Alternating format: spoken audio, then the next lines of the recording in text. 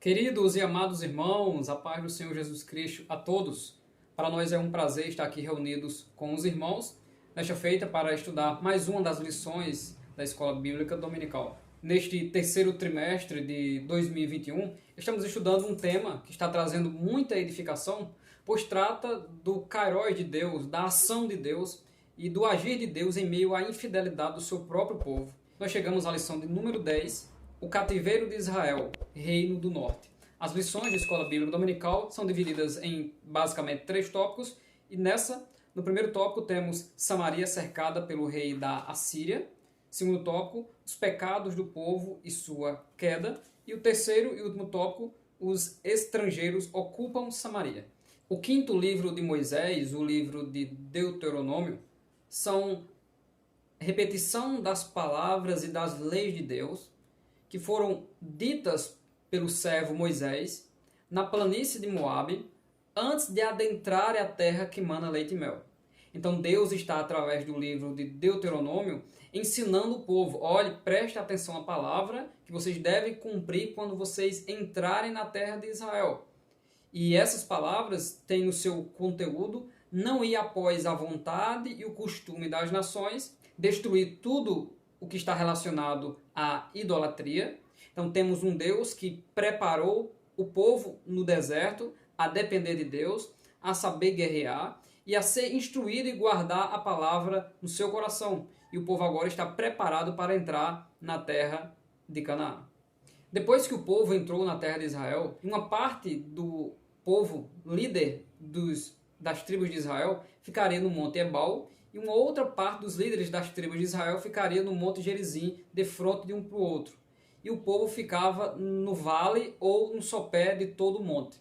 E ali eles iriam proferir as leis de Deus, que estão baseadas em bênçãos para aqueles que obedecem e maldição para aqueles que desobedecem.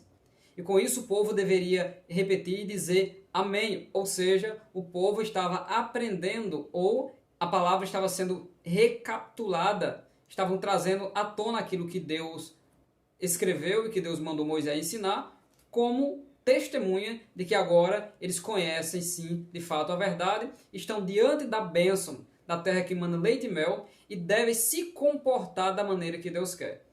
Então Deus está colocando para o povo a bênção e a maldição, mas Deus é glorioso nos seus feitos. Deus está dizendo: esse é o caminho melhor para se seguir. Deus não estava apenas colocando diante deles o caminho que eles podem errar ou acertar, mas Deus estava dizendo e provando para todos: esse caminho não é o seu caminho. O seu caminho é o caminho da bênção. O seu caminho é o caminho da obediência e de andar na presença de Deus. O resultado da obediência é que Israel estaria sobre todas as nações, todos os inimigos se prostrariam diante de Israel, Deus daria bênçãos inumeráveis ao seu povo, colocariam eles por cabeça e não por cauda. Porém, se eles desobedecessem o mandado de Deus, Deus os levaria para longe, os retiraria da bênção. Simplesmente é isso. Se não obedece, vai perder a bênção, ou seja, Deus os tiraria para longe, para o castigo e para a disciplina, ou seja, para o cativeiro. Por muitas vezes, e o livro de Juízes é bem claro nisso, por muitas vezes o texto diz: e o Senhor os entregou na mão dos midianitas, na mão dos filisteus. Por quê? Quando o juiz morria, o povo se entregava novamente ao pecado. Todas as vezes que nós desejamos seguir a nossa própria vontade e não aceitamos a vontade que Deus tem para a nossa vida, segundo a nossa própria vontade, é uma vida de decadência. Só Deus tem a direção certa para cada um de nós. Mas quanto mais comunhão com o Espírito Santo, mais o Senhor nos direciona segundo aquilo que nós devemos fazer. Por isso, o Deus de Israel, os seus pensamentos são de paz, de bênção e não de mal, para vos dar o fim que esperais. Por isso, lendo Deuteronômio 28, do 36 ao 38, o texto diz: o Senhor te levará a ti e a teu rei, que tiveres posto sobre ti, a uma gente que não conheceste, nem tu nem teus pais, e ali servirás a outros deuses, feitos de madeira e de pedra. E serás por pasmo, por ditado e por fábula entre todos os povos a que o Senhor te levará. Lançarás muita semente ao campo, porém colherás pouco, porque o gafanhoto a consumirá. Parece o contexto já do livro de Ageu, né, depois que o povo está tentando retornar e ainda assim estão meio apático em relação à obra de Deus, aí Ageu se levanta e diz: por isso que vocês plantam muito e colhem pouco. A Bíblia Sagrada diz que as bênçãos do Senhor é quem enriquece e não acrescenta dores. Quando nós descobrimos isso na nossa vida, nós entendemos que a nossa vida não deve apenas se submeter a coisas ou a projetos humanos, mas entender que é a mão do Senhor que faz prosperar. Neemias só conseguiu prosperar a sua obra de restaurar os muros porque ele orava a Deus e ele sempre exaltava ao Senhor, dizendo: a mão do Senhor esteve sobre nós. E quando descobrimos isso na vida cristã, através da palavra de Deus, sempre a nossa inclinação será fazer a vontade do Senhor. O povo obedeceu a ordem de Moisés e no capítulo 8 de Josué, nos versículos 33 a 35, assim como Moisés ordenou, o povo subiu no monte Ebal, no monte Gerizim, fizeram o altar de pedras onde colocaram a lei, leram a lei para o povo e o povo confirmou: Amém. Em Tiago, capítulo 3, versículo 1, está escrito: não querais ser mestre acima de todos ou sobre todos, sabendo que receberá o mais duro juízo. Pedro, em 1 Pedro 4, 17, fala que o juízo começa primeiro pela igreja. E se começa pela igreja, o que será daqueles que se perdem? O apóstolo Paulo nos ensina sobre o tribunal que havemos de comparecer diante do Senhor para dar conta daquilo que nós fizemos para Ele, porque o Senhor é rígido, como na parábola dos talentos, em que Ele quer que a gente venha multiplicar aquilo que Ele nos deu para fazer nesta vida. Então, o Deus Todo-Poderoso, o Deus da Bíblia Sagrada, Ele é o mesmo, Ele não mudou. Ele é o Deus que nos abençoa, Ele é o Deus que abre as portas, mas Ele é o Deus que está em busca dos fiéis. Ele está à procura dos fiéis para que andem com Ele e para que estejam com Ele. A linguagem da doutrina da palavra de Deus está sendo por muitos subvertida e ela está sofrendo uma perseguição, estão tentando denegrir a verdadeira mensagem da palavra de Deus, entendendo que Deus mudou, onde a própria palavra nos confirma que Deus é o mesmo, Ele não mudou. Por isso que nós não somos consumidos. A misericórdia de Deus, a justiça de Deus andam de lado a lado com o seu amor para enviar Jesus Cristo para nos dar vida e vida com abundância. Porém, se nós mentimos ao Espírito Santo semelhante a Ananias e Safira, juízo de Deus vem sobre a vida das pessoas que não andam na presença de Deus. Porém, o próprio Deus, desde Deuteronômio e durante toda a sua palavra, chegando no clímax de João Batista, Jesus e o apóstolo Pedro na inauguração da igreja aqui na terra, tinham uma mensagem na sua boca: arrependei-vos, pois é chegado a vós o reino dos céus. Metanoia, mudar de atitude e mudar de pensamento diante de Deus, e teremos uma vida feliz, cheia de alegria, e o nome do Senhor é sempre glorificado. Passaremos por desertos e dificuldades para nos aprimorar diante da presença de Deus, mas não podemos desistir. Precisamos seguir avante, porque o Senhor está no controle de todas as coisas. Sabendo desta introdução, para sabermos muito bem o agir de Deus, depois de muitos reis em Israel, o reino do norte, e também em Judá, chegando a 2 Reis, capítulo 17, quem reinava em Israel, reino do norte, era Oséias. E Oséias fez o que era mal aos olhos do Senhor, se entregando aos balins, se entregando à prostituição espiritual, como o próprio Ezequiel chama, se entregando aos namorados. E Deus decidiu que o dia do Senhor iria chegar para Samaria e para o reino do norte. O tempo de Deus, que também muitas vezes é interpretado apenas por um lado, né? O tempo de Deus é o tempo de Deus trazer juízo e justiça, e é o tempo de Deus trazer paz e prosperidade.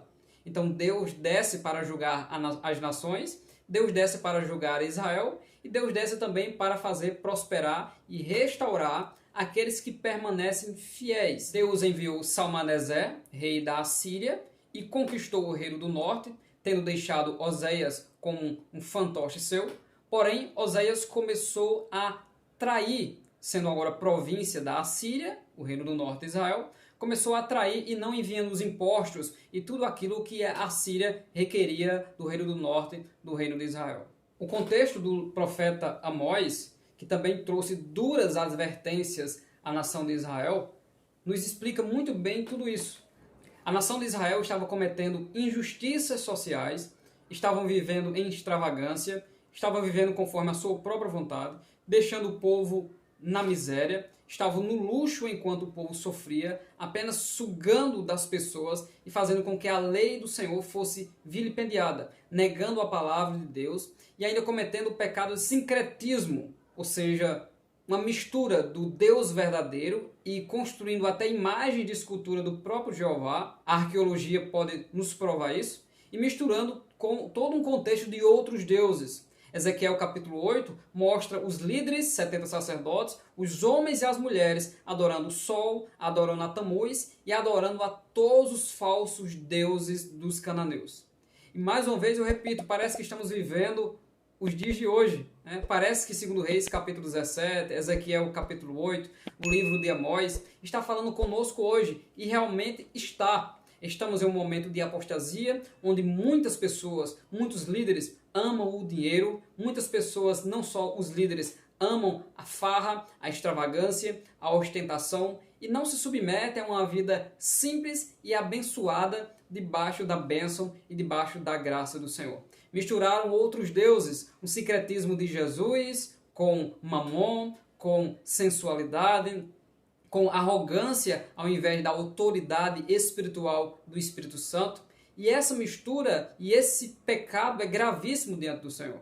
Você pode conferir a lista desses erros aqui em 2 Reis capítulo 17, do versículo 7 até o versículo 23. E semelhante aos profetas da época, temos que ser bíblicos nos dias de hoje e condenar o pecado, não apenas consolar os ouvintes. Precisamos dizer que aqueles que não andam na presença de Deus não vão herdar a salvação. Aqueles que negam Jesus Cristo, o Senhor também negará. Se formos infiéis, ele permanece fiel à sua palavra, porque se nós o negarmos, versículo 12 de 2 Timóteo capítulo 2, ele também nos negará. Temos que ser sóbrio e vigiar para que o mundo, o maligno e a nossa própria vontade não nos venha seduzir a se afastar da presença do Senhor, mesmo dentro da casa do Senhor, sendo noiva de Cristo, ante o arrebatamento da igreja. Eu quero desafiar você a deixar logo aí embaixo o seu comentário e dizer qual o objetivo do cativeiro de Deus para o seu povo. Israel foi seduzido pelos lábios da mulher estranha que destilam favos de mel, pois a Assíria e o Egito seriam um laço para a nação de Israel. O povo de Deus deve obedecer à vontade de Deus. Por isso que Deus usou o profeta Oséias indo em busca de uma mulher de prostituição para retirar, porque o desejo do Senhor é abençoar o seu povo, é salvar o seu povo. Porém, a vida do profeta Oséias com essa mulher de prostituição mostra muito bem que Deus sempre levantou o seu rosto para um povo rebelde e intrépido. Deus usa muito essa linguagem com Ezequiel. Você está sendo enviado a um povo de dura cerviz e a casa rebelde. Porém, a dura cerviz de Ezequiel não era de rebeldia, mas de autoridade da palavra de Deus. E é semelhantemente aos dias de hoje, a imoralidade, a falsa adoração, a prostituição espiritual, em que pessoas cogitam de duas coisas, de Jesus Cristo e de muitas outras coisas. A intensidade com que esse pecado vai se proliferando se cumpre em Mateus 24:12, que diz: e por se multiplicar a iniquidade, o amor de quase todos se esfriará. Estude o capítulo 4 do livro de Amós, lá um texto muito conhecido, que é o versículo 12, que diz: porque assim te farei, ó Israel, prepara-te, ó Israel, para te encontrares com o Senhor teu Deus. Mudaram totalmente, todo o contexto desse texto, e muitos usam esse texto para falar da volta do Senhor. Mas esse texto, o próprio Deus dá diversas advertências a Israel, traz castigos antes mesmo do cativeiro, fere Israel várias vezes, com o intuito de que Israel se arrependesse e se voltasse para Deus. Mas porque Israel não se arrependeu, agora prepara-te, ó Israel, ou seja, agora o tempo de Deus chegou. O dia do Senhor chegou para o reino do norte, para o reino de Israel. Porque Deus tentou, Deus trabalhou, mas Israel, mesmo recebendo castigos e sabendo qual a direção da verdade, não aceitou. E aquele que resiste à verdade 1, 2, 3 vezes, será quebrantado de uma vez sem que haja cura. E assim foi o que aconteceu com a nação de Israel. Duas questões. Primeiro, onde se originou a doutrina da parte de Deus sobre as imagens de escultura e contra qualquer tipo de imagem de escultura daquilo que há no céu, na terra e debaixo da terra. E porque mesmo assim Deus mandou que se fizesse algumas imagens de ouro, de cobre e de prata nos templos do tabernáculo de Moisés. No contexto do livro de Deuteronômio, capítulo 4, Deus está trazendo novamente, relembrando as palavras para a nação de Israel e diz: quando eu vos convidei para vir ao pé do monte, ao povo de Israel, e eu falei com vocês de dentro do fogo, que a nação temeu e disse que não queria mais ouvir Deus falar, mas que Deus falasse para Moisés e Moisés falasse para eles. Deus estava com isso se revelando ao povo, mostrando a sua existência poderosa e mostrando que Moisés é um escolhido de Deus. E essa negação do povo em temer o grande fogo que falava de cima do Monte Sinai estava dentro do querer de Deus, porque dentro disso surgiu a profecia acerca de Jesus Cristo. Deus levantará um profeta semelhante a mim e a ele vocês devem ouvir, que foi confirmada no Monte da Transfiguração, quando essa mesma nuvem de tempestade que aparecia no Monte Sinai, apareceu nesse monte e diz: eis aí o meu filho amado, a quem vocês devem ouvir. Com Moisés presente, ou uma visão de Moisés, e Deus agora estava completando esta profecia. Em Deuteronômio capítulo 4, Deus diz: quando eu apareci a vocês do meio do fogo, havia alguma semelhança de imagem? E o povo respondeu: não. Portanto, não farás para ti imagem de escultura, nem semelhança alguma do que há no céu, na terra e debaixo da terra. E o povo aprendeu. Deus não se agrada de que nós venhamos tentar materializar Deus. Nós precisamos cultuar ao Deus que é Espírito, conforme João 4,24, para a mulher samaritana. Deus é Espírito, importa que aqueles que o adorem em Espírito e em verdade. Eu não preciso ver algo que me lembre Deus para adorar a Deus. Eu preciso ter a certeza de que Deus existe e que é galardoador daqueles que o buscam. Mas por que Deus mandou que se fizesse a serpente de bronze no deserto? Pois o povo de Israel estava sendo mordida por serpentes ardentes que haviam no deserto depois que eles saíram do Monte Sinai em direção à terra de Canaã. Tudo aquilo que Deus fez através da Arca da Aliança, Menorá, através dos desenhos e dos entalhes de querubins e também os outros 2 querubins que estavam dentro do lugar santíssimo, tudo aquilo que Deus fez era figura e exemplo daquilo que era verdadeiro e servia de forma pedagógica para ensinar todo o processo de morte vicária de Jesus Cristo, desde a porta do tabernáculo, o altar dos holocaustos, a pia, a mesa com os pães, a menorá, o altar do incenso e a arca da aliança. Tudo aquilo falava da obra da redenção. E o caminho do Espírito só seria aberto quando o Senhor Jesus Cristo morresse na cruz do Calvário, Hebreus capítulo 9 e versículo 8. Quando a serpente é levantada no deserto, todos olhariam para ela e seriam curadas do veneno das serpentes verdadeiras que morderam ele. Jesus Cristo em João capítulo 3, ensinando para Nicodemos e dizendo que o Espírito sopra onde quer, ou seja, salva até quem não é judeu, ele disse que, assim como a serpente foi levantada no deserto, importa que o Filho do Homem também seja levantado, para que todo aquele que nele olhar para ele, todo aquele que nele crê, Isaías 45, 22, Deus diz: olhai para mim e sereis salvos, vós todos os termos da terra. Então Deus não está convidando os cristãos a olharem para uma imagem que lembra Deus, de maneira alguma. Deus está provando através de Moisés, do seu cajado que se transformava em cobra, da vitória dessa serpente do cajado sobre as serpentes dos magos do Egito, que Deus é quem domina o mal, pois a imagem e a figura do Egito, que simbolizava o mal, até na hora que o sol estava se pondo, começava essa guerra do mal, onde os deuses do Egito combateu essa grande serpente até ao amanhecer, mostra que o poder de Deus na vida de Moisés controla todo o poder do mal. Então Deus está no controle de todo o mal. E que mal é esse? O mal da humanidade, que é o pecado. E assim como Deus domina o mal e levantou a serpente, mostrando o domínio deste mal sobre o seu povo, assim importa que Cristo seja levantado e através de sua vitória seja mostrada para todas as nações, e quando eu for levantado, todos atrairei a mim, disse Jesus Cristo. nós possamos ter nele o perdão dos nossos pecados. Então, de forma pedagógica, esses elementos, ouro, prata, bronze e essas imagens que eram levantadas, tinham um teor pedagógico e de ensinamento. O que muitos poderiam dizer, então nós podemos usar hoje alguma imagem com teor pedagógico.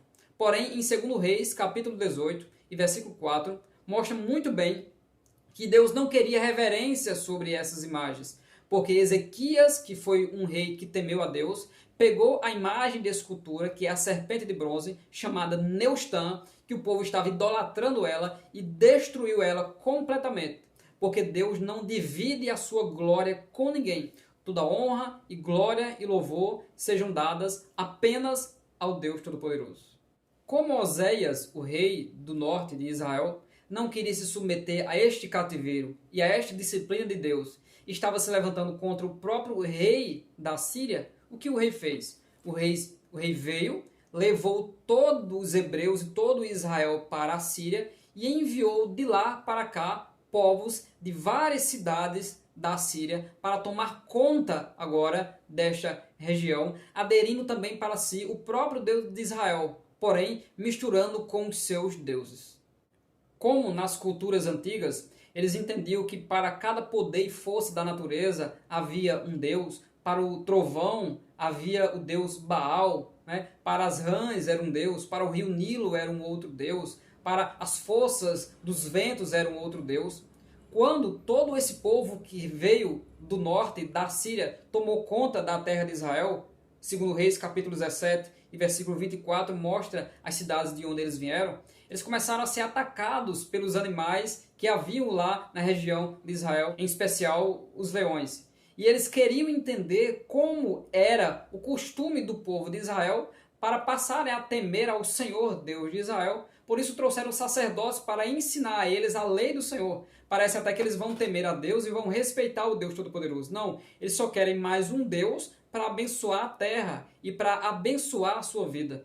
O nome disso é um sincretismo religioso. É uma mistura onde nós trazemos vários elementos e vários pensamentos, doutrinas e ideologias de outras religiões heréticas, introduzimos no meio do povo de Deus para surgir assim uma nova religião, uma seita, como por exemplo. Aqui no nosso Brasil surgiu uma religião de um sincretismo, da mistura de uma religião africana com o catolicismo romano, surgiu a religião chamada Umbanda ou Quimbanda. Isso é um exemplo de sincretismo. Segundo Reis, capítulo 17, versículo 33, diz: assim ao Senhor temiam e também a seus deuses serviam, segundo o costume das nações, dentre as quais tinham sido transportados. Esse era o desejo de Israel, ser como as outras nações. Por isso que Israel desejou ter rei e receberam reis. Mas Israel se entregou à idolatria. Como há uma urgência em nós nos voltarmos para as Sagradas Escrituras, semelhante ao conselho que Paulo disse a Timóteo: tem cuidado de ti mesmo e da doutrina, pois fazendo isto te salvarás, tanto a ti mesmo como aos que te ouvem. Se você ainda não é um dos inscritos do nosso canal, se inscreva no nosso canal, ative o sino, pois nele você será notificado dos demais vídeos que virão agora, também sobre a Escola Bíblica Dominical e outros trabalhos que nós realizamos aqui no nosso canal Bíblia de Fato. Seja um dos inscritos do nosso canal e que Deus abençoe a sua vida. Vamos agora para a nossa última reflexão, pois de toda essa mistura, de toda essa forma de governo do rei da Assíria e da insubmissão de Oséias, que deveria ser fiel no meio deste cativeiro, para que posteriormente o Senhor tivesse misericórdia em sua humilhação e mudasse o quadro, houve uma mistura de gente e surgiu os samaritanos. Houve uma mistura de língua, em que a cada dia o povo estava perdendo a sua identidade. Pulando para o Novo Testamento, em especial no comportamento dos samaritanos nos tempos de Jesus, em que não queriam dar pousadas ao Senhor Jesus Cristo quando passavam em Samaria, João e os demais disseram: quer que façamos descer fogo no céu e destrua todos eles? São repreendidos por Jesus, que diz: de que espírito sois vós? Eu não vim destruir os homens, eu vim salvar os homens. O próprio Senhor Jesus Cristo, em João capítulo 4, falando com uma mulher que era samaritana, estando ele com sede, e ela aqui, ali naquela resistência, porque Jesus não poderia falar com ela, porque os samaritanos e os judeus, eles não se conversavam, eles não se batiam, mas Jesus é o Deus que veio para mudar essa situação. E o seu Espírito veio para ser soprado sobre todos aqueles que creem. Quem tem sede, venha beber da água de Jesus. E aquela mulher que era samaritana, assim também como o bom samaritano, e assim como todos aqueles a quem desejarem vir beber dessa água, tiveram a sua vida transformada completamente, porque beberam da água que é a palavra do Senhor, a qual nós devemos lavar a nossa vida e lavar a vida daqueles que nos ouvem e se submetem a essa palavra. Jesus tem salvação para samaritano. Jesus ama a todo mundo e ele prova o seu amor para conosco, Romanos 5,8, tendo enviado Jesus para morrer por nós quando nós ainda éramos pecadores. Jesus não se inclina para nós porque nós somos cristãos ou evangélicos, mas porque tememos ao Senhor. Respeitamos a sua pessoa e não adoramos nenhuma outra coisa. No final deste vídeo nós deixaremos mais 2 outras referências de vídeos para você continuar conosco. Lembre-se do comentário e do desafio que nós fizemos. Se inscreva no nosso canal. Temos muitos outros vídeos, lives e também cursos no nosso canal. Que Deus abençoe grandemente. Professor da Escola Bíblica Dominical, pastor e professor da Escola Bíblica Dominical, todos aqueles que amam as Sagradas Escrituras, que Deus abençoe grandemente a sua vida, permaneça na presença de Deus, adore unicamente a Jesus Cristo, se submeta à doutrina do Senhor, porque a qualquer momento vai se cumprir a palavra de Deus e o arrebatamento da igreja vai acontecer, e aqueles que estão em sua presença, que não são apenas de alguma religião, mas que estão na sua presença, irão subir e se encontrar com o Senhor nos ares. Que Deus abençoe a sua vida, em nome de Jesus.